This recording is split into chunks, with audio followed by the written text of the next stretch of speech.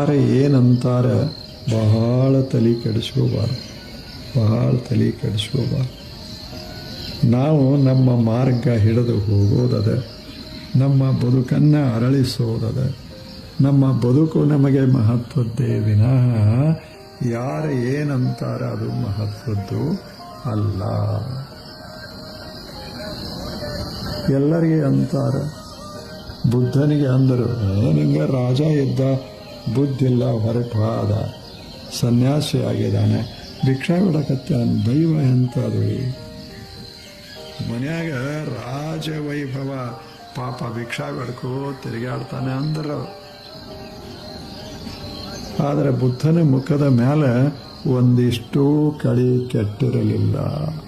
ಎಷ್ಟು ಜನ ಬಾಗಿಲಿಗೆ ಹೋದ್ರೆ ಎಷ್ಟು ಚಲೋ ಕಾಣ್ತೀಯಲ್ಲೋ, ಭಿಕ್ಷಾ ಬೇಡ್ಕೋತಿ, ಯಾಕೆ ತಿರುಗಾಡ್ತಿ ಅಂದರು. ಅವಾಗ ಅವ ನಕ್ಕು ಮತ್ತೊಂದು ಮನೆಗೆ ಹೋಗಿ ಬುದ್ಧಂ ಶರಣಂ ಗಚ್ಚ. ಹೌದಲ್ಲ ಹೇಳಿ? ನಮ್ಮ ದಾರ್ಯಾಗ ನಾವು ಸಾಕ್ತಾ ಇರೋದು ಜಗತ್ತು ಏನಂದ್ರೆ ಏನು? ಜಗತ್ತ ಒಪ್ಪಬಹುದು, ಜಗತ್ತ ಒಪ್ಪದೇ ಇರಬಹುದು. ಮನಸ್ಸು ಒಪ್ಪಿದ್ರೆ ಮುಗೀತು,